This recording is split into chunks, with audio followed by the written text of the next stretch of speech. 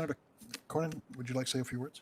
Yes, thank you, Mr. Chairman, and thanks for scheduling this hearing, and to all the witnesses. We appreciate your testimony in person or virtually.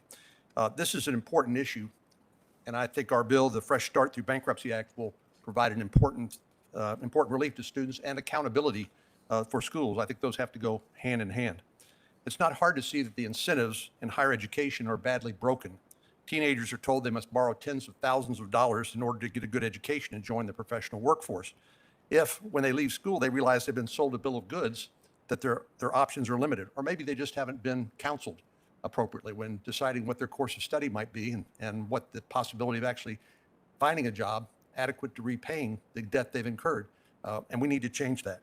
I'm encouraged by the development of income-based repayment, public loan forgiveness, and other initiatives that the Department of Education is providing students.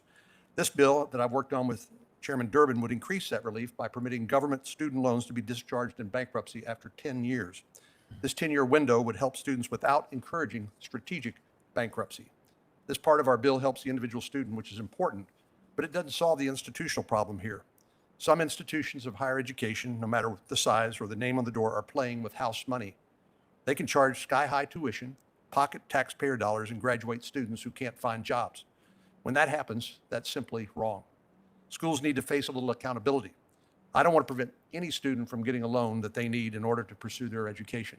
I was fortunate enough to get a student loan which enabled me to go to law school, and I'm grateful for that opportunity. These loans can provide young people with a pathway to a better life. Many schools provide extraordinary value to their students, and I know for a fact many counsel their students about what sort of indebtedness they are incurring and what that means in terms of their selection about a course of education and the potential for remuneration from their jobs once they leave school. But schools are also selling a product for a price, and that price needs to match what these students get out of it. That's why the second part of the Fresh Act through Bankruptcy Act creates a limited risk-sharing framework for schools when enough students default on their loans and fail to continue to repay them.